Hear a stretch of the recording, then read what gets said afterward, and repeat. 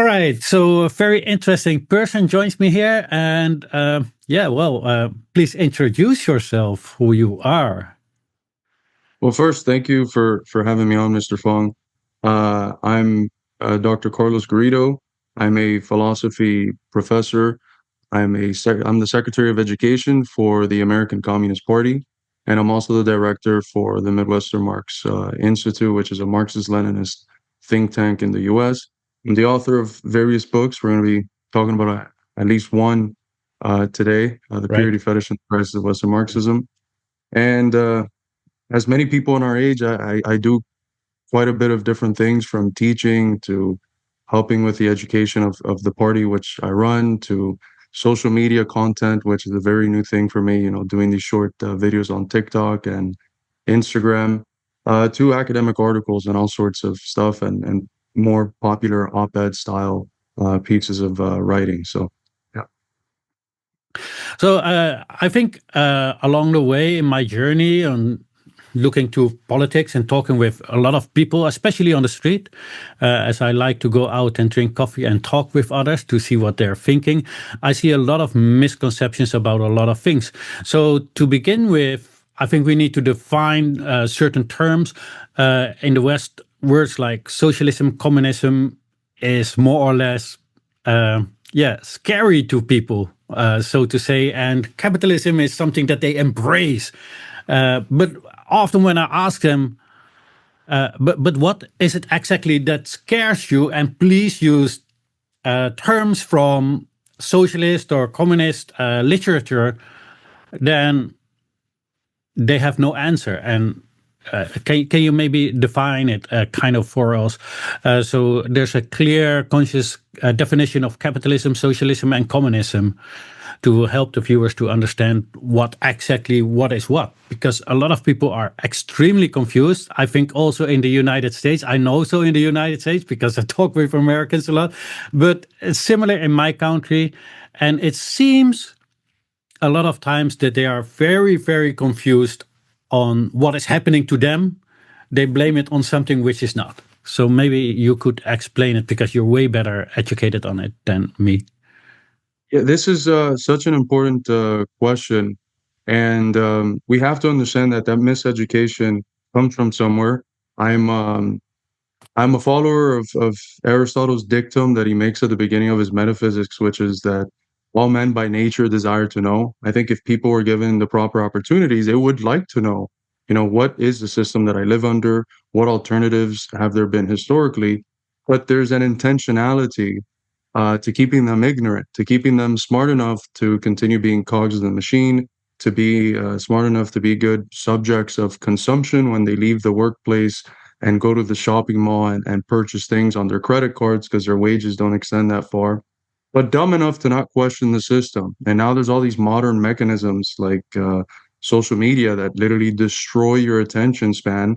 And guess what? To think systematically, you need an attention span because you need to be able to concentrate at a very deep level when you're thinking about something as complex as a system. So this ignorance is intentional. It's part of how capitalism itself is reproduced. When I speak about the difference between these systems, especially with my students, which teaching in the United States, even at a university setting, which is the setting in which I teach, you get to see in these individuals, especially I've been doing it for like 7 years now, how much the educational system is failing, because they get here, and even the word capitalism, they don't even know what it means. At least before, they had wrongful presumptions about what it was. 7 years ago, I asked, what do you think capitalism is? And they'd say like markets or something. Today, they don't even know how to use words to formulate an answer to very basic questions. So this is how I break it down. Capitalism is a form of life. It's not just a way of aligning yourself. People go around saying, I'm a capitalist. Well, where's your capital, right? Where's your capital? You don't really have any. Capitalism is a form of life. It's a moment of world history where the series of social relations, the relations between groups that reproduce society, drastically change from what existed before. It develops out of Europe and out of European feudalism which was defined by a completely different set of relations and class antagonisms, primarily those between the feudal lords and the bondsmen or the serfs, right? There was a different type of relationship, and the serfs were exploited, but the way in which they were exploited was almost totally different. They would produce their harvest, they would own their own means of production, and they had their access to the land. The form of property that the Lord had was a specific form of property, which meant shepherding the land and ensuring that everyone within the land is cared for. It's not the jus utendi et abutendi logic of property that we get with capitalism, which is the right to use and abuse. You know, the lords of the land had a responsibility to their serfs, and the serfs would produce what they could, and then they would give a portion to it to the lords. And they understood that this tax in kind was a form of exploitation because a part of their work was given to the lord. All of this begins to change with the development of capitalism. Um, at the beginning, you have this process called primitive accumulation. That's how it's described by the original theorists of capitalism. Marx calls it the so-called process of primitive accumulation because they always obfuscate what actually happened.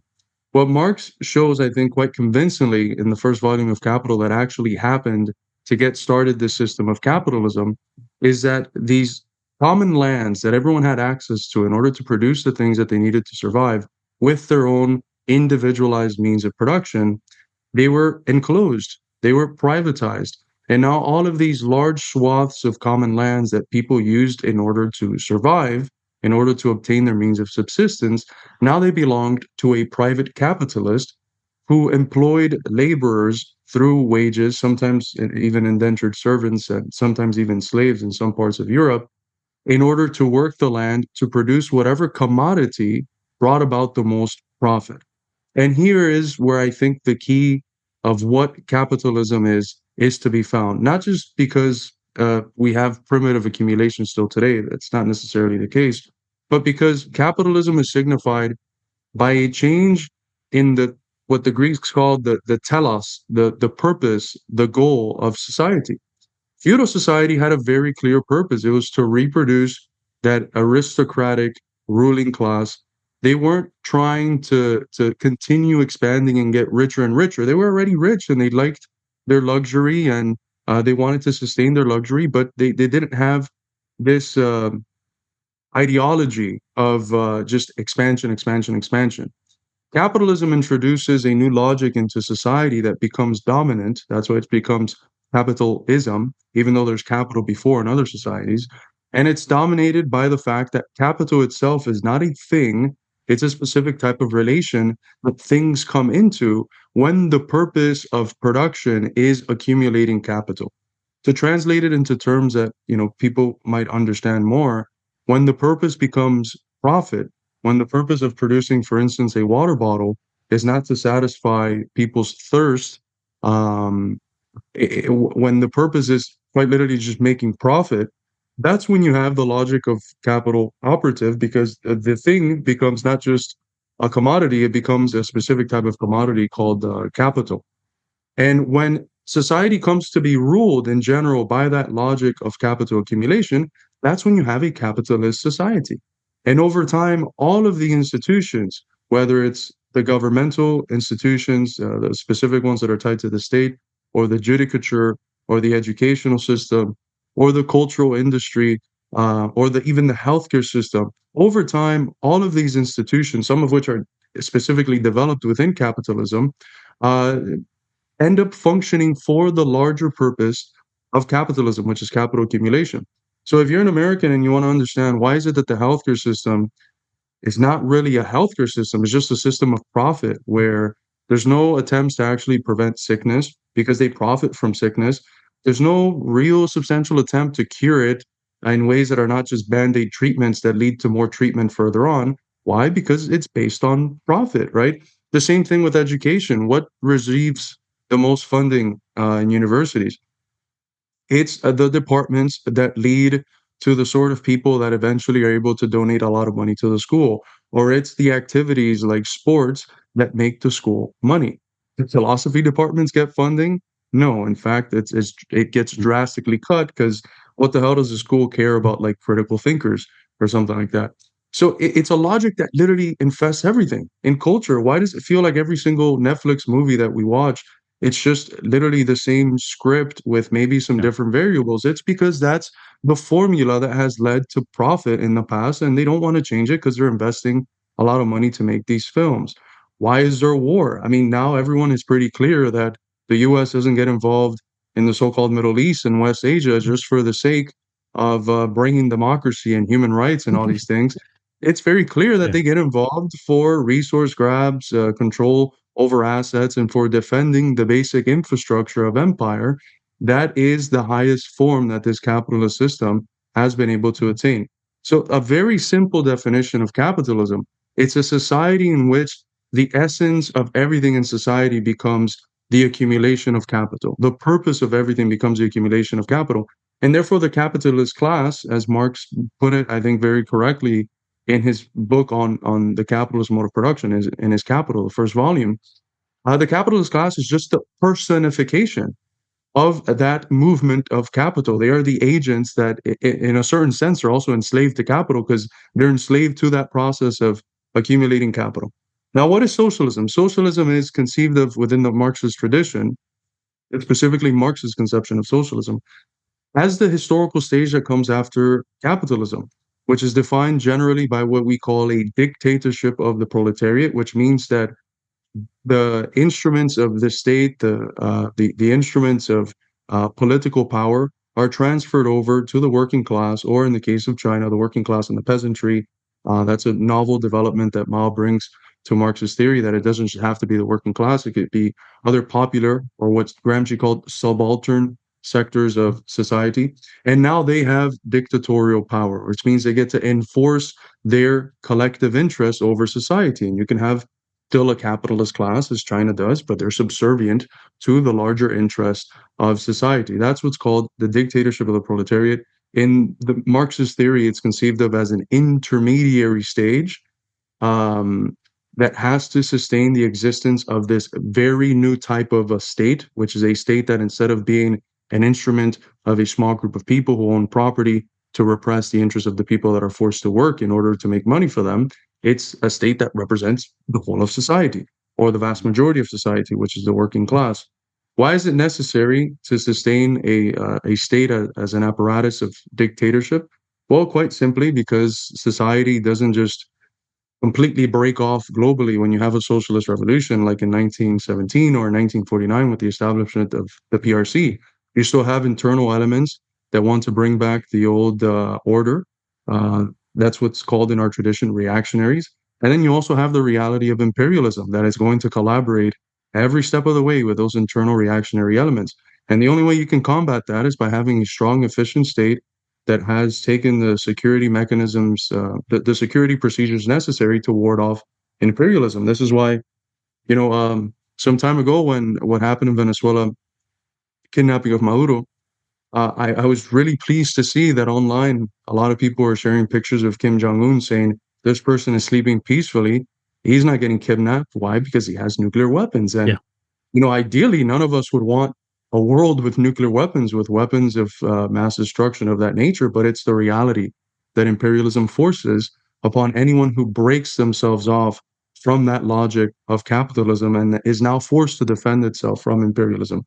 And communism, theoretically, for the Marxist tradition, is what happens when, after many generations or hundreds of years, all of those threats, which made it necessary for the working class in power to sustain a dictatorial state, to ward off imperialism, internal enemies, when they start to fade away, and I don't know, let's say the US as the imperial hegemon falls under the control of the American Communist Party and is no longer an empire and is now itself a working class socialist republic. And then the whole world begins to have these socialist transformations at the level of their countries and civilizations.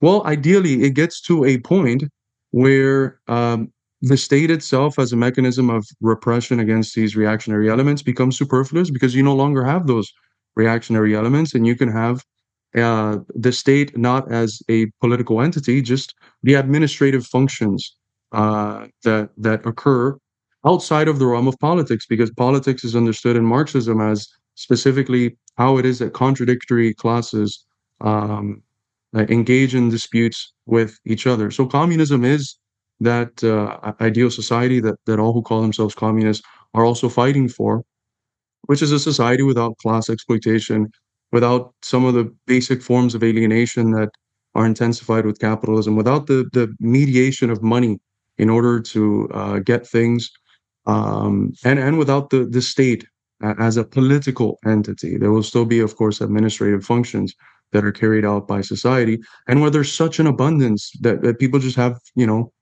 free time, and Marx calls this the kingdom of freedom. Now, there's that understanding of the different forms of life to describe capitalism, socialism, and communism, but in a very practical and political sense.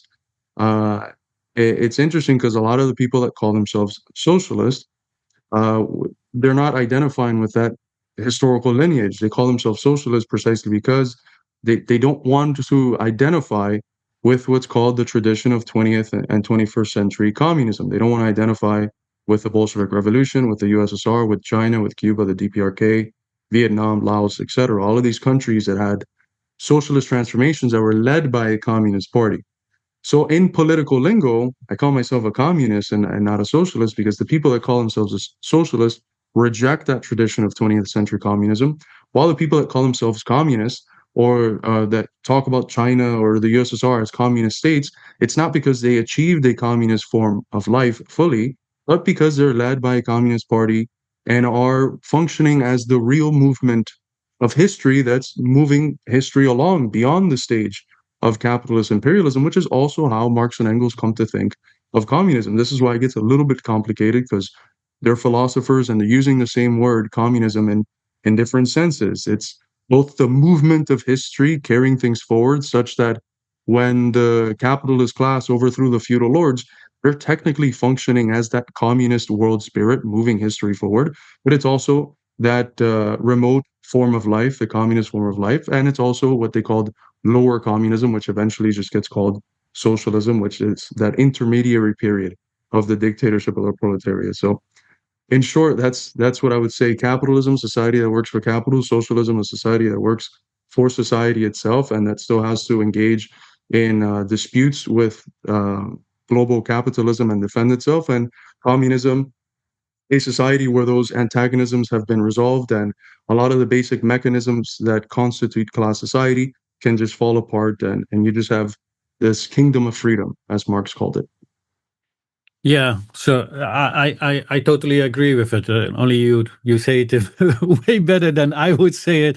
I always say socialism is more like an economic system that actually evolves around the people, like it's to serve the people, and capitalism is more to serve capital. And Yeah, yeah, yeah. if you don't have it, then it's not wise to be a capitalist.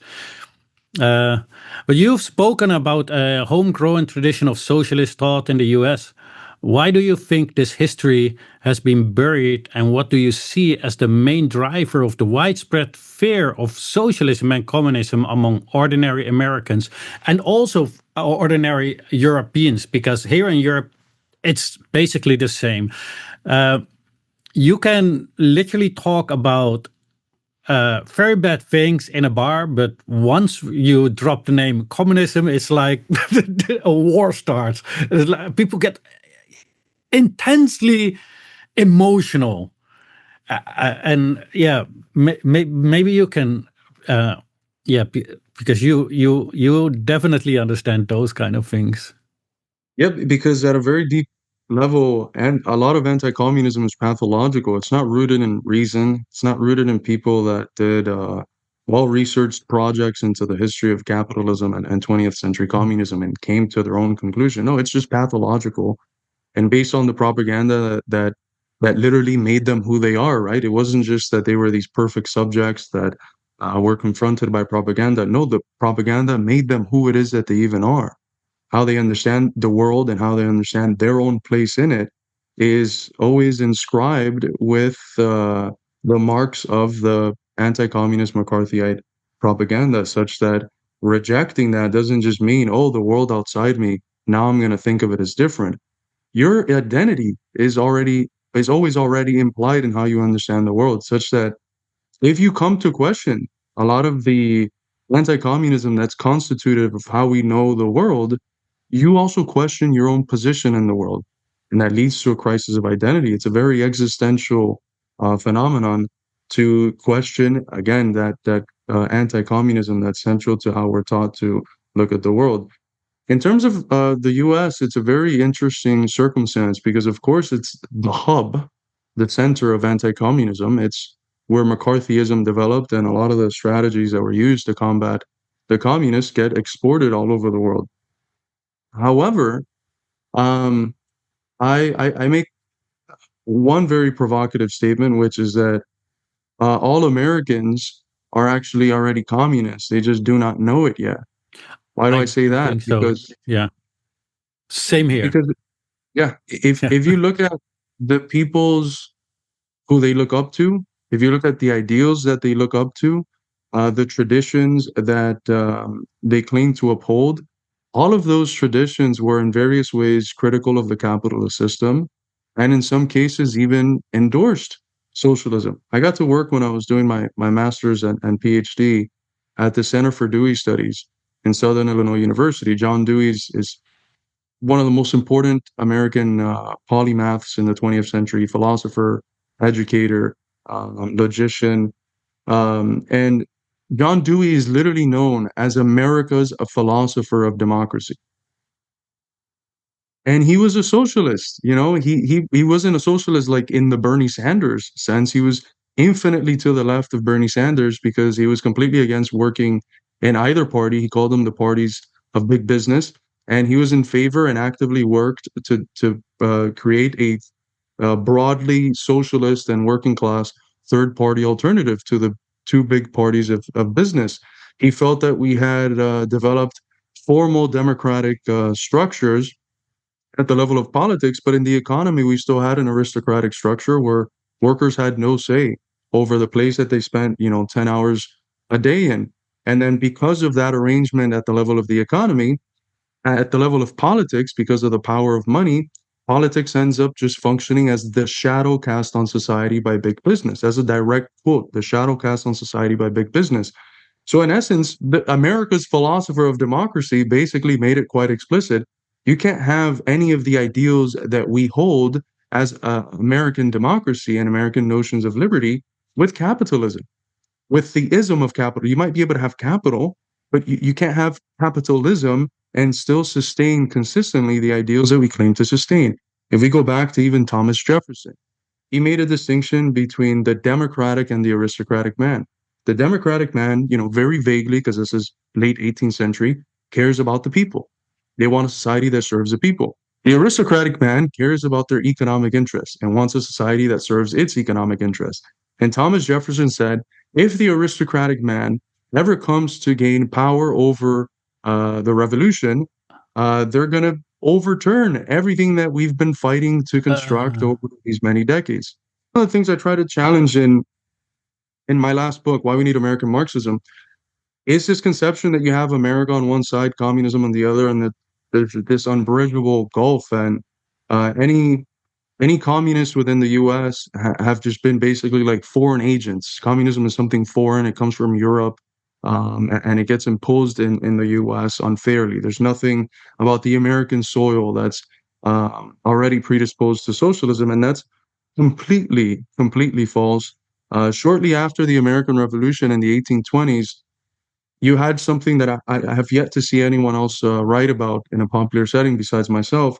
You have the development of various thinkers like Langdon Billsby and Cornelius Blatchley, William McClure, and many others who had seen the experience of utopian socialism, which is another tradition that we have in the U.S., where people disagree with how that very embryonic form of capitalism was working with its inequalities, and so they go on to create cooperative societies in various communities, whether it's New Harmony or any of the other ones that they made across the United States, where they literally had small little patches of communes, right, or cooperative societies or communist, utopian communist societies across America. Well, these thinkers in the 1820s, they looked at those and they said there's something fundamentally wrong about the fact that they are attempting to escape society to create the ideal society, and not instead understanding why it is that the current society is like this, and how on the basis of that current society we can develop a new one. How is it that on the basis of capitalism itself, the potential for a new, more cooperative communal society could arise? And so these thinkers in the 1820s, a lot of them, like William McClure, he co-founded New Harmony with Robert Owen. They took up the experience of the failure of utopian socialism, and they tried to then understand the capitalist system and how you can have a new society out of that. Well, that's the essence of scientific socialism. And if you've ever heard that word, scientific socialism, it's always been tied to Marxism, because that's what Marxism develops. It grounds socialism on a scientific basis, because it shows how, on the basis of capitalism's own logic and internal contradictions, socialism is not only possible, but inevitable as the society that comes after the collapse of capitalism. Because every society develops, it has its period of just hanging around, and then it undevelops, and then it enters a period of decay and gives birth to a new society. All that socialism was for Marx is that process whereby the development and undevelopment of capitalism leads to its new society. Socialism is already in the womb of capitalism in a certain sense.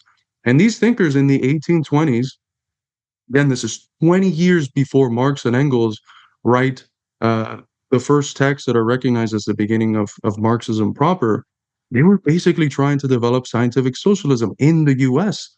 And they were basing it off of the democratic ideals of the 1776 revolution.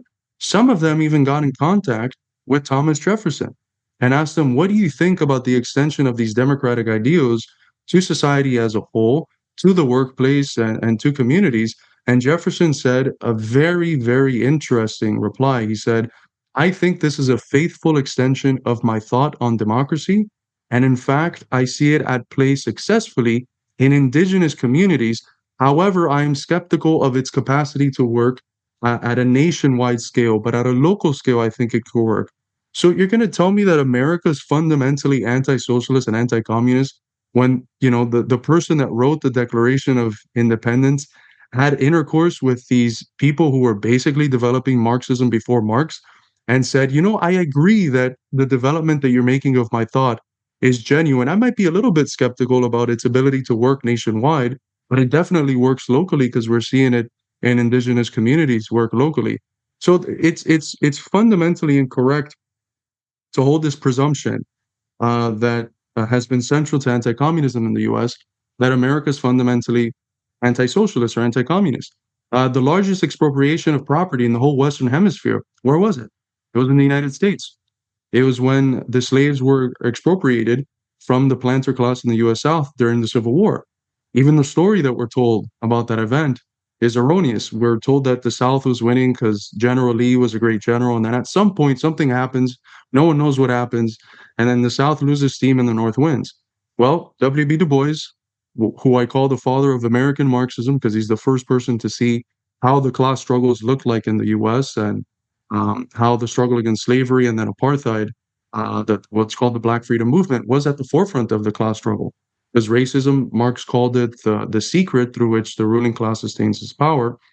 Du Bois goes back and says, no, what actually happens in that time in the Civil War is that the enslaved proletariat, the black proletariat, the slaves of the South, they fled. They went up north by the hundreds of thousands and eventually millions. And so what occurred was that the Southern economy that was able to keep up with the war lost its productive base, and so lost steam. And then the North Mhm. got a whole new batch of soldiers who actually wanted to fight, because the white workers in the North didn't really care much about fighting, who actually wanted to fight. They got spies who knew the lay of the land in the South. Most of the people in the North had no idea what the South looked like. The slaves did. And then who also got workers. And so that Civil War wasn't just a civil war, it was a revolution, right? It was a revolution led by black workers in the US South. And what Du Bois finds is that in the period of Reconstruction, who ran the Southern states? It was these things called Freedmen's Bureau. And the Freedmen's Bureaus were basically like what we would call Soviets, workers' councils, but workers' councils of the recently emancipated black workers. So Du Bois holds that in the US, we had a dictatorship of the proletariat in that period of Reconstruction. It lasted 10 years. It lasted 10 years, and it was well before the Paris Commune. So America, in a certain sense, had the first modern dictatorship of the proletariat. Why don't we talk about this? Why But don't we talk about the fact that it had to be overthrown by the North in what Du Bois calls a counter-revolution of property in 1876? And in order to defeat it fully, they had to throw so much money at the KKK and racist organizations that led to the whole 20, 30 years of lynching being super popular in the South. And that brought about apartheid again. So these ideas that, there's no socialist past in America are just so ridiculous. And that's a centerpiece of my work, is to show, yes, we have a very strong, in fact, an extremely advanced legacy of socialist struggles in our country, and they either hide it or domesticate it and turn it into something else. Like the Martin Luther King we celebrate is not the real one, who was actually a socialist, anti-war, tied the phenomenon of racism to capitalism and war to capitalism and poverty. That's the only way they could do that, so that they erase our memory, because a people without a memory can't fight. A people without a memory don't even want to fight. Because part of the reason why we fight is because we understand that our struggles are not going to be in vain, that people in the future will remember us, that our sacrifice is going to bear fruit, and that in a certain sense, even though we're mortal, when we die fighting for a noble cause, as Mao said, we die, our death is heavier than Mount Tai. And when that happens, we're remembered by future generations, and we experience some form of immortality. All throughout the history of man, we've been these mortal creatures that somehow crave immortality.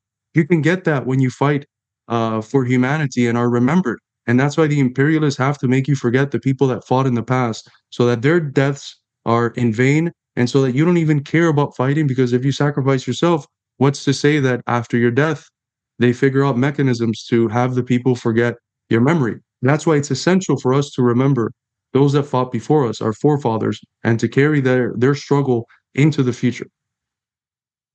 right. But I bet they didn't have lobbies back then, right? They didn't have They lobbies. didn't Yeah, have yeah. the lobbies yet, right? Is that maybe the time that everything changed? Uh, Yeah. 1876 is a very special year, because America could have gone in two directions, right? It could have doubled down on what it was doing in the South, spread it to the North, and it could have been instead of the Bolshevik Revolution, we would have been talking about 1876 as the expansion of the American Revolution. But instead of doing that, the interest of capital in the North just completely destroyed the South. And once the planter class was weak enough to not be a threat, it just put basically its own capitalists in the South and removed the control that the workers had. And from that basis, you begin to create the nucleus for what eventually becomes American imperialism, which of course explodes after World War II, the establishment of the yeah. Bretton Woods system, dollar hegemony, etc. All right. Well, let's talk about your book. uh, The Purity Fetish and the Crisis of Western Marxism. Yeah, it's a unique diagnosis. Can you tell us about what it actually is? Yeah, why do you see it as a crisis? Yes, in in well, first of all, Western Marxism is not just the Marxism of the West. It's a specific type of tradition that defines itself by rejecting the experience of the world communist movement. Here you have in mind thinkers from the Frankfurt School, Trotskyism, and all these different traditions that said that wasn't actually socialism. Socialism is just this pure idea that we still have. It still has never been tried, but we should all fight for it, while condemning the people that call themselves socialists. That's the essence of Western Marxism, and that's the Marxism that's dominant in the U.S., because that Marxism, after during the Cold War, was propagated and was pushed and was expanded by the Congress for Cultural Freedom and other institutions, from the U.S. State Department, the CIA, even MI6. They had offices in France and stuff, and they had journals around the world that circulated to the tunes of millions. And their whole purpose was to develop that type of what was called a compatible left by the CIA agent Thomas Braden. So a left that was anti-communism, anti-communist, right? because when people went to that left, at least they didn't support the real enemies of capitalism, imperialism, which are the socialist states, whether the USSR or China. There were the types of socialists that were critical of capitalism, especially capitalist culture, but also hated the communists. And so those people were promoted. You had, in general, a degeneration of what Marxism even is conceived of as in the US, to the point where when we start getting politically active like 6, 7 years ago, for a lot of these people, Marxism was indistinguishable from these very liberal theories that come out of the academy. Marxism is just like liberalism, but more extreme.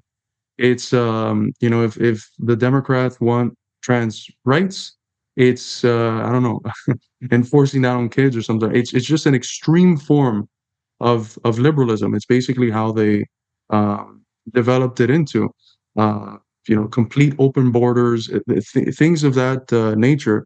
And that's all contrary to the legacy of the world communist movement and to the Marxism that has actually accomplished something, because this Western Marxism has never accomplished anything. And even worse, while it's never accomplished anything, it criticizes everyone who has. And it says, don't worry, all of the people in the third world, in Africa and Asia and Latin America, they've never actually done socialism. They always failed. They accept that premise from McCarthyism. Socialism has always failed. They always failed. But we, the virtuous Americans and the virtuous Western Marxists, we're the ones that are actually going to get it right. Who would be stupid enough to follow them on that quest if they're saying, yeah, this thing that has been tried dozens of times has always failed, but trust us, we're the ones that are going to get it right. Why? um, and so you have this dilemma in the U.S. Left, where throughout most of history, when you think about, well, why has the working class not acted in a revolutionary manner, especially when there appears to be objectively revolutionary conditions? Most of the time, the theorists of Marxism have blamed the working class itself and said, well, it's because they're still too backwards, or they're in the enthralls of false consciousness, or the white workers are too racist, and they accept the division that the ruling class imposes on them. But what I wanted to do was something contrary to that. What if the reason why there isn't a real socialist left in the US is not because the workers are backwards? I don't think they're all that backwards. Only 9% trust the media, and only 19% trust their politicians. That seems pretty advanced, actually. They distrust the system almost as a whole. Uh, what if, instead of blaming the workers, what if it's the left that has failed? And that's the basic premise of the book. The reason why there isn't a strong socialist movement in the United States is because we have this fake left that has been developed by the CIA, and because the old communist left, which had its own flaws, some of which the Chinese were perhaps the best able to deal with, because when the Bolshevik Revolution wins, it basically dictates the policy of communist parties all around the world. That wasn't just propaganda. Moscow really was like telling them, you should do this and you should do this. And because they won in Russia, everyone listened to them because they hadn't won yet in their countries. The only ones that didn't at a certain point was China. And there was clashes between Mao and Stalin. And Yeah. China was the one that ended up winning, right? And having its own revolution in 1949. And Cuba, the Communist Party of Cuba that was connected to the communist to Moscow, it condemned Fidel Castro. Well, but then Fidel Castro comes to power, because the question is, how can you attune your socialist struggle to the specific conditions of your country? And in the U.S., the Communist Party we had here was extremely loyal to whatever Moscow told it, and it stifled any ability to develop a uniquely American Marxism, which is necessary to understand how specifically your society is working and how to develop a socialism that looks very American, that doesn't feel foreign for the working class of your country. For instance, Du Bois wasn't taken up as an important thought leader until the end of the civil rights movement, which was already kind of too late for them to have employed him as a way to garner support for communism, even though they were able to do that to a certain extent. So you had this unique situation where the Communist Party never developed an American Marxism that was attuned to the conditions, and then conjoined to that, you had the propagation through a lot of institutional resources of a fake Marxism. and you end up with the Western Marxism that we had and that we still have, the U.S. left. And they operate, I argue, according to a purity fetish, which means this incessant obsession, this worldview where they only support things that live up to the pure ideal. So these socialist countries don't look like socialism in your head, the idea of socialism in your head, you condemn them. The Trump working class, yeah, they might be against the system, but they are socially conservative. They don't live up to the pure idea of what a working class should be, or all the ideals that you've considered enlightened today. You condemn them, which a lot of them did. The left before the ACP hated the Trump workers and called them the base for fascism, even though today all of them have basically broken with Trump, that MAGA base. Or when it comes to American history, a lot of these leftists were talking about socialism as the abolition of America. So instead of doing this task of gaining back that memory of struggle that we have, which the ruling class tries very hard in order to get us to ignore and to forget, they completely accepted the McCarthyite rhetoric of communism as anti-American, and us communists were the ones that are going to abolish America. What working class person in their right mind would support socialism if you phrase it in those terms, especially since they are American? Those are their traditions. That's who made them who it is that they are. And so in each case, I found a purity fetish. America's past was impure enough, so you condemn it completely, which is what's called historical or national nihilism, both by Dimitrov and now in the Chinese constitution. It's something that's explicitly condemned as extremely dangerous to the revolutionary process. In the case of socialism, socialism is not pure enough, so we condemn it. And in the case of the working class, it's not pure enough, so we condemn it. And socialism effectively was this little identity, this like monastery style identity of, oh, if you have the same views as I, we can be in the same little group. And that's why there's a million of them, because they were never able to unite, because they can't focus on what Mao called a principal contradiction and leave all the secondary stuff aside. Okay, maybe you're liberal, maybe you're conservative, but do we both agree that the working class is getting destroyed in this country and that we're going on endless wars that we need to stop? Yes. Do we agree on that? Then we should work together. That's what brings about the ACP, because that didn't exist, because you can't have that with the purity fetish. But that way of doing politics of let's focus on the principal contradiction, it's just Marxism, right? Because Marxism says the world is constantly changing. Things change because of the internal immanent contradictions that they have and how those relate to the other contradictions external to them with the environment. And what we have to locate is what the principal contradictions are in each case and focus on that. That's the great ingenuity of Mao to the tradition of Marxist theory, analyzing the particularity, not just the universality, the particularity of contradiction.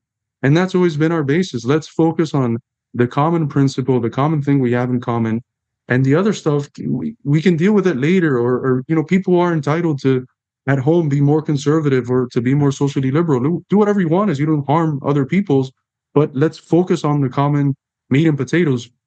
Left was never able to do that, and the ACP is born not only of our critique of the left, which both myself through Midwestern Marx, but also Haz al-Din with Infrared did, but out of the struggles to change these organizations from within, like the old Communist Party, they had to literally violate their own constitution and beat their own system in order to continue supporting the Democratic Party and this sort of woke leftism. And when that happens, the organization just completely liquidates itself and it's reconstituted as the ACP. But the basis of the analysis is that we are ready to have a more radical transformation of the country. It's just that leftists don't have their shit together. They're completely divided, and it's because of the purity fetish. And the social basis of a lot of leftists is the academy. They're not workers. They're not in popular sectors. They're just like professionals, and they're very much concerned with these pure, safe spaces and not with actually fighting a serious fight. Yeah, that's you directly also answered my other question, right? Why it cannot work, right?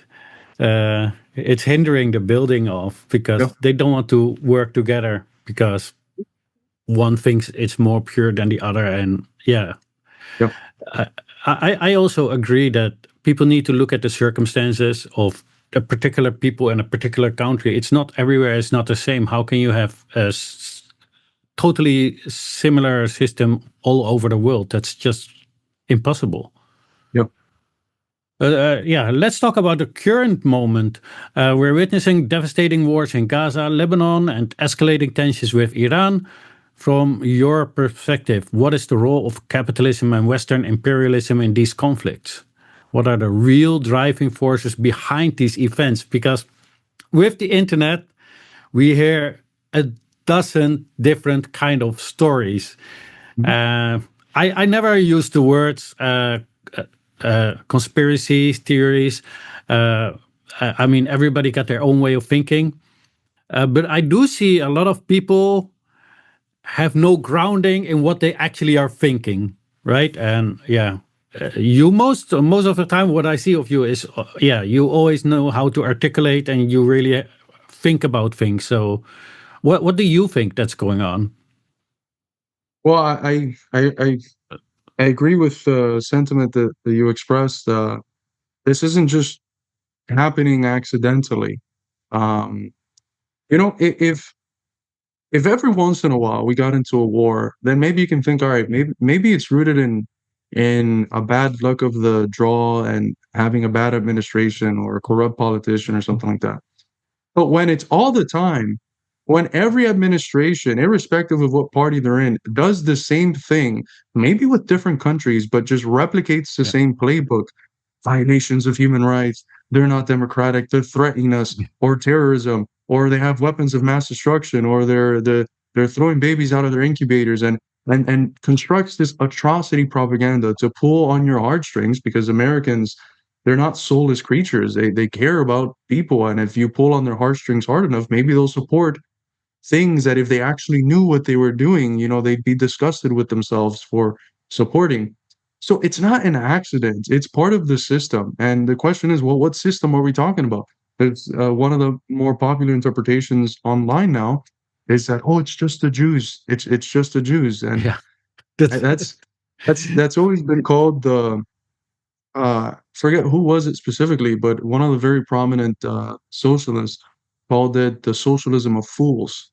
It's a socialism of fools because it's a form of fetishistic thinking. So you change the Jewish capitalists and you make them Anglo, and now they're going to stop being evil, or now the exploitation is going to feel a little bit better because they're not Jewish or something. It's fetishistic yeah, thinking. It's ascribing properties to things or to specific groups and not to the relations that exist that make it so that any group can be in the same position. They're going to have to act in the same way because of the relations that the system, the positions that the system provides for them and the relations that surround it. So I think it's the capitalist system. And look, capitalism today doesn't necessarily look like how it did when Marx wrote Capital.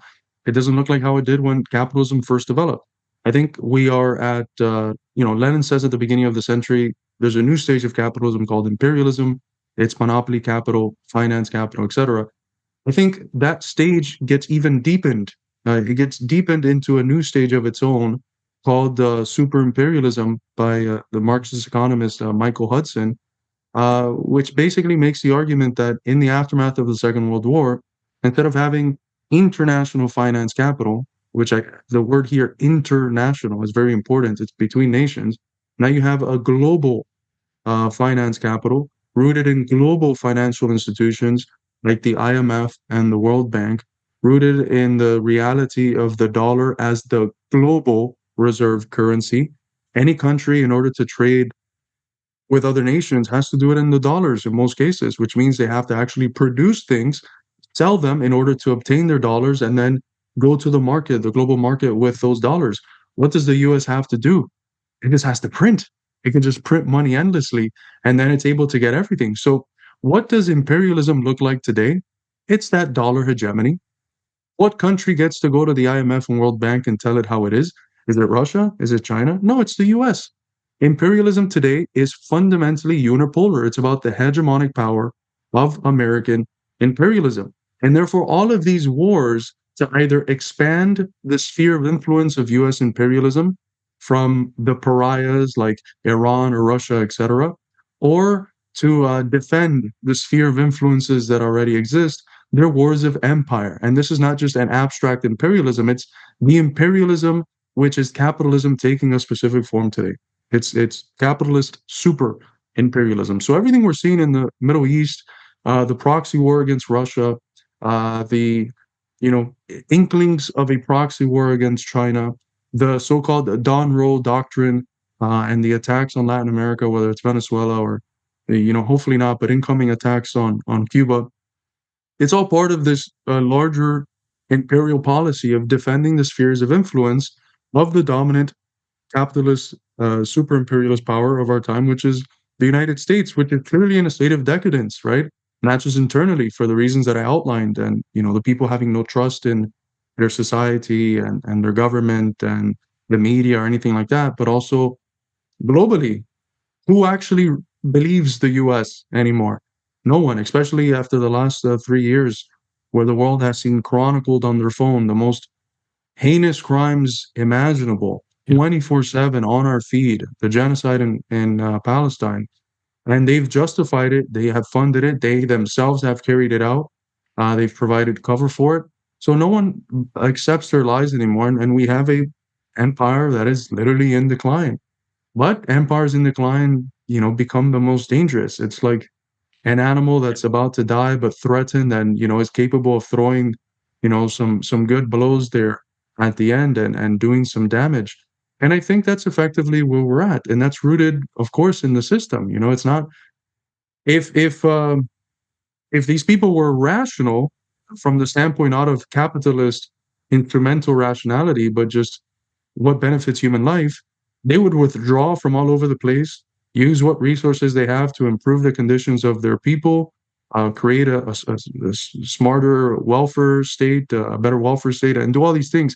They can even sustain their power as a capitalist class, but just satisfy their people's needs and withdraw and just engage in good trade with the rest of the world. They can have maybe include themselves in the Belt and Road Initiative or in BRICS or something like that, and be a champion in this multipolar world. Yeah, But that they is can't. it Yeah, go is ahead. it's actually what I learned in game theory. In game theory, it literally said if the countries or the governments just would do what is in the best interest of the people, all wars would cease to exist, and Yeah. everybody would have food. It's so simple and yet so hard to accomplish. But I hear you name always United States, but sometimes I feel like, is it really the United States, or is it the people who are actually behind the government, who Yeah. Yeah. Yeah. almost Yeah. own the government? Because I mean, I see that Americans are suffering also, right? So I just saw a video of a The woman Epstein. was crying because her was, what is it, $5 now, Yeah. gas. And then I think, like, well, and then you see a clip of Trump. We have the oil. Well, Mhm. who's we? Who's we? Yeah. Who Yeah. is we? Right? Yeah. Yeah. The American people are victims of the American empire. As one of my favorite political theorists, the American historian Michael Parenti, who just recently died, put it, the empire feeds off of the republic, and the American people are 100% victims of the system. When I use the United States, I mean that elite, which Yeah. in many ways isn't. They're on a, they kind of are based in America, but they're not really American in the sense that they're not patriots. They represent no country. There's no country that they love or stand for. They just love and stand for capital. And if Yeah. tomorrow, there was another country that provided a better base for being the center of world capitalism, they would switch in a heartbeat. That's why, it's the global financial institutions. The American people have no sovereignty whatsoever. So, this framework, I hear a lot of geopolitical analysts, and um, they're very good at keeping up with an immense amount of details of all the unfolding events and telling you Yeah. what this and what that means. But there's always a certain naivety that's involved in the fact that they're not looking at the system that's making this necessary. It's always like, if only they were smart and they would pull out and do this and do that, and we and America could have prosperity, be included in BRICS and do this, and let's focus the stuff at home. it's not just because Trump doesn't want to. It's not just because the ruling class doesn't want to. It's because the system necessitates in order to stay alive, in order to not be threatened by alternative forms of life. It necessitates this irrational policy. It has to. America's never, insofar as it's the same ruling class, it's never going to do the rational thing that's good for the American people and the world. It's never going to withdraw its 800 military bases from around the world and focus on things at home. And insofar as we think that that is a possibility, while we have the same fundamental form of life, while we still have capitalism, we're going to be naive and disappointed every once in a while. We're going to be, there's people like Scott Ritter. I admire his analysis, or Jeffrey Sachs. I admire his analysis. These are all great geopolitical commentators, but since they don't take into account capitalism, they think these are all choices that are made by states, and they're Yeah. bad choices, and they should be making good choices. What if they're not choices? They're just what the system needs. And it has to appear as if it's a choice so that you don't question the system that makes it necessary in the first place, that strips choices from. You think Trump could do anything other than what he's doing? No. You think Biden No. could have done anything other than what it's doing? Of course not. Yeah. It's just the system working itself out. And until we accept that, we look very naive, and we talk about, no, Trump is going to be the pro-war, but he sold it out, and he sold his base. He sold. It's like, maybe from the Yeah. standpoint of propaganda to win people over, maybe that's useful, but it's incredibly naive for It's analysts. it's extremely naive. I've talked with Americans and also here in the Netherlands with people. No, but he will change, right, in 2016. Okay, well, I don't know, uh, but when I look at the foreign policy of the United States, it's just in one line, right? Because I Yeah, focus a lot on China and the West, and I just see it doubling down all the way until now. So I talk with them and then I say, well, that's two different parties came to power with three different presidents, all doubling down on the same policies that the yeah. predecessors had. So how do you say there's something different between them? But yeah, sometimes people wake up, but most of the time they still will not see it. Yeah, There was it's an African socialist leader that said, America's a one-party it's a one dictatorship, party. Yeah. but with usual American extravagance of having the pretension of there being two, but it's actually one. And yeah, that one is the representative of the system. That's why it's so important for us to try to break that two-party duopoly. Yeah, I think they occupy it, right? So they occupied the Congress and the Senate. So even if you become the president, well, try to Yeah, pass a law. yeah, You always will yeah. fail. Mhm. It's just you cannot win. I think they just fight for the biggest donations, right? Oh, Yeah, yeah. your party is winning or your president is winning, then you get a lot of more donations, and the next time it is for the other party, and to just share the wealth. Mhm. Yeah, At the subjective level, this is one of the things where one of the big debates in the U.S. amongst dissidents is, does Israel influence the U.S., or is it the U.S. that controls Israel? Our position is very clear. I think Israel is a colonial outpost of yeah. American imperialism. It's an extension of that system. However, It's a dog. It's the pit yeah, bull, yeah, right? yeah. Yeah, However, at the level of, there's like the objective structures, but then there's also the subjects, the individuals. At the level of subjective allegiances, does it not help keeping politicians in line when APAC is shoving hundreds of thousands of yeah, dollars down their pockets and funding their campaigns, or maybe has blackmail on them, right?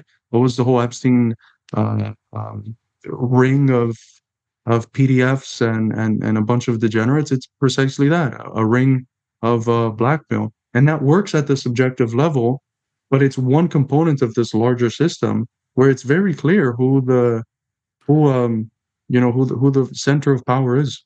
yeah. I've had this discussion with people, and they say, well, they have the lobbies and this and that. I said, do you know what money that is? That is U.S. dollars. It comes from the Yeah, yeah, United yeah. States, given to them. Mhm. This is like a capo from the Italian mafia doing his kickback to the Don, Yeah, yeah, right? So yeah, they can all share the wealth of the mhm, money that they gave them to, you know, do yeah, whatever it is that they're doing. But I also there just came a new theory I'm not sure who brought it out, is that maybe that this time the pit bull is getting a little bit agitated with its own boss and is trying to, take over the Yeah. power or something. I haven't really looked into it. Have you ever thought about it, that maybe that is going on? Because it is clear that what now is going on is extremely and Yeah. very bad for the United States. Well, the Israelis like the position that they're in with regards to their relationship with the US, and they like the very small degree of sovereignty that they have. And they're threatened by any attempt to undermine or to try to delink the US from Israel. So it is a dog, but it's like the good metaphor of the dog. Sometimes the dog, if you're having it do things that it doesn't want to do, or if you're not letting it do things that it wants to do, because again, there's people at the helms of these states that have their own subjective idiosyncrasies and their own ways of justifying things, right? I think the Zionists are nuts. They're absolutely nuts, and they actually want to carry out the extermination. They don't see Palestinians as humans. They see this Yeah, biblical ideology, or this theological justification. I think a lot of them buy it, and so at the subjective level, they want to do more than what the master is letting them do. And I think what could end up happening, this is what my prediction for the next PSYOP, the next psychological operation is going to be. America is just going to keep offloading a lot of the responsibility that it has in these crimes and in these actions off to Israel. And the next form of dissidence it's going to allow, it's going to be people like Joe Kent or like Tucker and all these right wing commentators, right wing populists who say it's actually not America. It's only America because America is controlled by Israel, and the problem is really Israel. Because then you're able to get back to a 0 point when you say, okay, we have delinked ourselves from Israel. Now we can go back to being the good Americans and yada yada yada. And no, it's gonna just continue the policy. It's just that you're gonna externalize responsibility onto an entity that you were responsible for the whole time. yeah, yeah. And actually, it's the people behind it, right?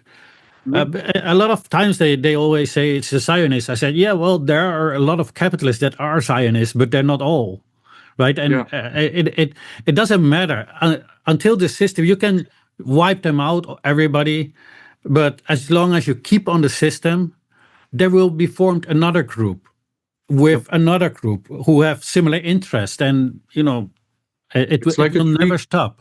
Yeah, You can cut the branches of a tree, but if you leave the tree intact, it's going to regrow them in different yeah. ways. So you've been critical of federalization of international law, arguing that it can be an ineffective tool against a superpower like the US. Mm. Could you explain why you think this? Is it a mistake? What are alternative strategies would be prioritized to stop the violence? Mm. Because I think many people want that. Yeah, yeah, yeah, of course. You People, know, I especially Americans, and that is why I don't understand that still after such a while, when I talk with some, they say, but Iran is they're dictators. Their women's have to wear a headscarf. Like what? That's incredible. Yeah. Yeah, I, as far as international law, I think my analysis was a little bit more provocative when it came out. I think now at this point, a lot of people, not because they read the article or whatever, but just because they've been alive and they've seen what's happening. I think a lot more people are accepting the idea that international law is kind of just bullshit, right? Because um, when you have someone that just violates it, consists all the time, there's I can't remember one moment where the U.S. actually upholds international law, just violates it all the time. There's no accountability. There's nothing that the UN or any of the international institutions do that actually make it care. I mean, I was born in Cuba, so for the last 34, 5 years, there's been a vote on the blockade of Cuba. Literally every country, with the exception of the US and Israel, votes every year against it. yeah, Does it have any force? Does it have any weight? No, it has none. And in other cases, like in the case of Yugoslavia, not only did it not stop the violation of international law by the imperialists, it abetted it and it legitimized it. So, what is international law? Well, I mean, the Marxist framework tells us very clearly that within the country, all of the institutions in various forms are shaped to serve the interests of the ruling capitalist class. Do we think that's any different globally when capitalism is a global system at this point? No, of course not.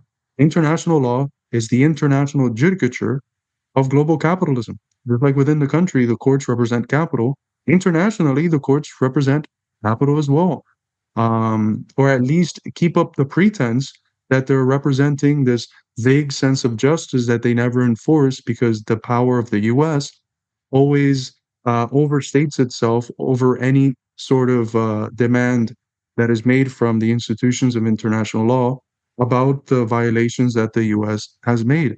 So it's either impotent or an accomplice of US crimes and violations of international law. So what good is it? Um, that's it's not to say I'm a nihilist when it comes to international law. I think having a framework where nations relate to each other according to certain norms, respects for sovereignty, and all these different things, I think are good. I have somewhere on here the fifth volume of Xi Jinping's The Governance of China. There's a lot of emphasis that's made to international law and respect for it. And I think ideally that's how things should work. That's how things would work in a multipolar world. And a society like China shows what respecting international law is like. But in a world where the US just violates it, it looks very naive when you have people who call themselves Marxists, like Vijay Prashad, after the U.S. kidnapped Maduro, he put out a tweet, which is what inspired the article. I don't name him in the article, but I did a program about it, and the colleague of mine that I was doing the program with named Vijay Prashad. So I was like, all right, I guess we're naming him. Um, After the U.S. kidnaps Maduro, he tweets out like two or three things saying, um, like, you would be held accountable to international law, and you violated so and so law and international law. It's like, you look so incredibly naive, not to be vulgar, but international law is like this paper the US and Israel wipe their behind with, throw it on the floor, and you're like, no, but the authority of the paper says this. And, not to get too philosophical, but that's treating it as a fetish par excellence, because a fetish is, in the Marxist tradition, a way of ascribing qualities to things that actually hide the deeper relations that are behind it. What is the commodity fetish? Well, we see all these commodities and we think the value is in the commodity itself, and we ignore the labor that's behind them and the social systems that are behind it. We hide in the fetish the real substructure that leads to that appearance of it coming from just this one individual thing. Well, in this fetish of international law, they treat it as if international law is the source of authority with its own characteristics and power. And it's not. It's rooted in international relations, and international relations are basically global imperialism and these clashes of the U.S. as imperial hegemon versus countries that want to sustain their sovereignty and not be engulfed by the U.S. empire. And it's ultimately force that decides. What was it that decided whether Maduro was going to get kidnapped or not? Was it international law? No, it was force. Yeah. Maybe a little bit of treason, who knows? But what was it that decided the bombing of Iran? Was it international law and discussions? No, they bombed Iran in the middle of discussions of Yeah. so-called peace negotiations. So in each case, it's force that decides. What decided the only time Israel has ever given back land? What was it? It was force. It was the war that was waged and won by the resistance. You know, in each case, when we look at the last 150 years, or at least since the founding of the United Nations, what has dictated just outcomes and unjust ones? It's been force.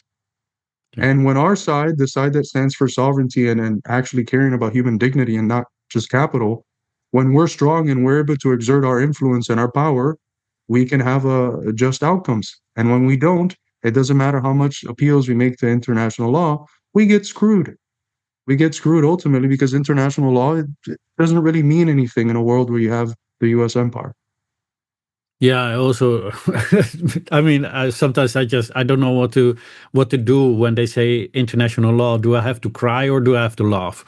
Right? It's Yeah. just, yeah, uh, yeah. But yeah, let's just talk about something hopeful. If you had a magic wand, and you could just change, what would you change to make it a better world? And what role could socialism or communism play, or what kind of role into that? I don't mean to toot our own horn, but I think the what would change the domino that would lead all the other ones to fall into place would be the U.S. changing, because again, it's the center of the system. So the magic wand would be putting my party, the ACP, in power. Not just because I want to be in power. God knows that I don't even want to be involved in politics all that much. I'm a philosopher. I like reading German philosophy and Greek philosophy and writing academic articles, but no one else was doing this, so I had to kind of step up and start doing it. I hope one day people replace me and I can go back to just writing academic articals. But And do what you if I could love. wage a, hopefully, but if I could wave a magic wand, it would be bringing a transformation within the United States. Because once this falls, since it's the basis, the basic skeleton of the global financial system of capitalist super imperialism, everything else I think is going to slowly fall in its place. What has prevented revolutionaries from being successful? Has it been the weakness of revolutionary struggles? In some instances, but most of the time it's been the strength of reaction because it's been backed by the US military, the world's largest military. Although I agree with Mao that it's also a paper tiger. And if people were more courageous, maybe they would find it's not as strong as it seems. But I think the magic wand, I'm putting ACP in power. And I think everything else is falling in its own place. And with time, people are going to wage their struggles in their countries. And that anti-socialist force of US intervention won't be there. And what's going to happen to the ruling classes that want to continue exploiting their people when they don't have the US military backing them? What's going to happen to, what's going to happen to Nigeria? A country like Nigeria whose ruling class is very clearly not representing everyday Nigerians. Most of the Nigerians that I meet love Ibrahim Traore and the AES, and they would love that for their country. What's going to happen to a country like that when they don't have the might of the U.S. empire behind them, or to all the other ones, right? Because that's the thing, the U.S. props up every reactionary, anti-socialist government around the world and defends it and helps to sustain it in power. And when it loses power, it helps to bring it back. Yeah. Like was the case in Honduras that, by all metrics, everyone I've talked to that was involved in it, there was electoral fraud in order to have the right-wing candidate win and the left one lose. And that's the second time in just, I think, 10, 15 years. They had literally kidnapped Manuel Zelaya, who transformed this crime-ridden country into a very secure one, uplifted people's living standard, raised people out of poverty in Honduras. They kidnapped him. And within a few years, it was the hub of drug traffics and crimes and gangs. And then his wife comes back into power. Things start getting better again, and then there's electoral fraud. So if you Yeah. remove the U.S., the tentacles of the U.S., I mean, countries in 30 years, the world would be socialist, maybe less. Yeah, in Europe before World War, most countries wanted to be socialist, right? Yeah. And I don't understand why people don't look into that. So this is my last question, because I always tell people, please educate yourself. Please do not, because a lot of people say there's so much propaganda, but the only way to guard yourself against propaganda is to educate yourself on the matter, and especially when they are telling you, don't read that. Right? That's a lot of times what they do. Oh, why are you reading Karl Marx? Are you stupid? It's go read it. Yeah. What Yeah. would be books, especially for people who are not into politics or something, which they can just directly get an understanding of what we were just talking about, or what they really need to have, like a foundation. So next time when something comes up with some propaganda, they can think about, yeah, maybe not. Maybe it works a little bit different. The first one that I always recommend is Black Shirts and Reds from Michael Parenti, because he Yeah, shows the tremendous successes of the 20th century world communist that's this movement. one. There we go. Yeah. Yeah. Classic text, one of my favorite. The tremendous successes of the world communist movement, how they were sabotaged by the capitalist class, how the capitalist class propped up the left anti-communists to attack real-world socialism, how the imperfections of real-world socialism rooted in the fact that it's always had to, you know, fight against hybrid warfare. It's always been socialism in siege, and how fascism was propped up by capitalism and had to take an aesthetic that looked radical and dissident because, as you mentioned, in Europe, most of the working class wanted socialism. In Yeah. Germany, the working class was split between the Social Democrats and the Communists. And there's a reason why the Nazis have to take the name National Socialist Workers' Party, even though it had nothing of socialist and nothing of being pro worker. And it was propped up by the same Western banks that they were talking about being Jewish and all this stuff. Yeah. So all of that is recounted in that very short book, which is absolutely fabulous. Then I would say check out Lenin's Imperialism. I would say that book is still 95% of the way there. It doesn't account for some of the developments of super imperialism that you get with a book like Michael Hudson's book by the same name, Super Imperialism, where he talks about the development of the Bretton Woods system, uh, uh, the dollar as the global reserve currency, and all those things. And those would be like the three key texts I'd recommend. I'm trying to think of if there's anything else. If you want to get the basics of Marxism, probably Anti-Düring by Frederick Engels. There was this debate that was raging within the left in Germany, and this professor, Eugene Düring, was gaining some traction and was convincing Marxists over to his framework. And Marx basically told Engels, I know you're writing the dialectics of nature and it's very important, but you need to stop what you're doing and debunk this guy. And what he does in debunking him is basically outline through debunking Düring what Marxism is. And it's divided into three sections: philosophy, political economy, and socialism. And that has been the almost like the Bible or something of the all of the further Marxist textbooks. If you look at the Soviet textbooks, it almost always has that same division. That doesn't mean it's fully correct. There's a lot of stuff that has developed since and can be improved and refined on. But as far as the basics of Marxism, that's a really good text. And if people are in America, I write for a reason. I think some of the things I write are correct, Yeah. and they're written for the sake of trying to help the movement. They're not written in the same style as my more academic writings that I publish in an academic setting that's more uh, scholarly toned. I think the purity fetish and the crisis of Western Marxism and the Yeah. recent Why We Need American Marxism, they're books that anyone could read and I think understand. And I try my best to depict what's wrong with America at this point. Why is there no socialist left? And what do we need to do to develop a socialist left, especially in that second book? Um, and also education. Education is not just books. Education is um, changing the basic ways and habits that the system creates for us in certain specific institutions that allow us to reproduce it.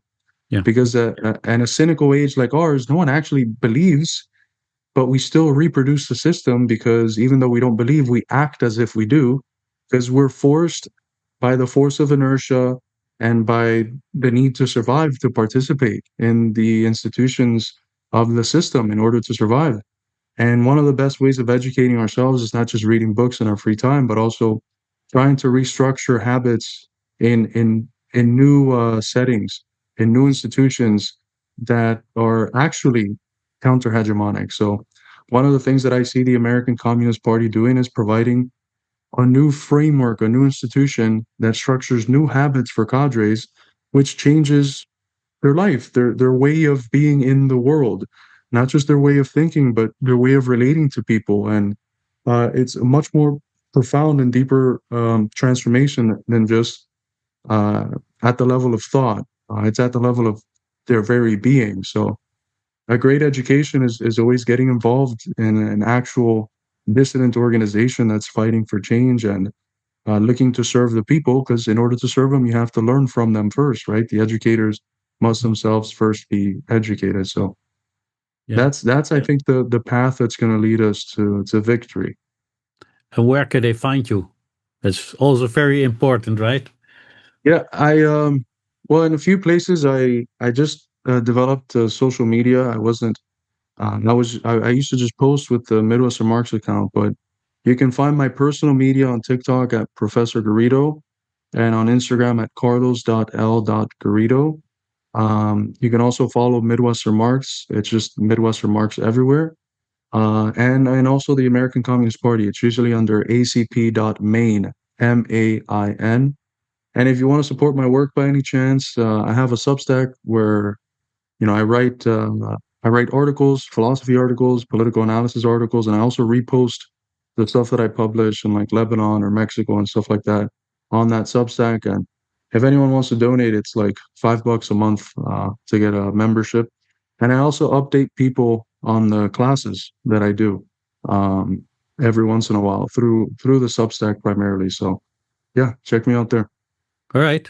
Well, thank you for being here and teaching us a lot of things. I hope people will, yeah, get some value out of it, right? Because it is about time.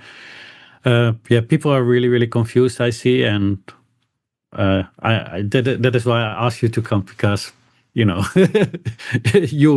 can talk about it way better than I do. So thank you very much. It's really an honor for me. Thank you. Thank you so much for the invitation. It's been a pleasure and a very lovely conversation. Right.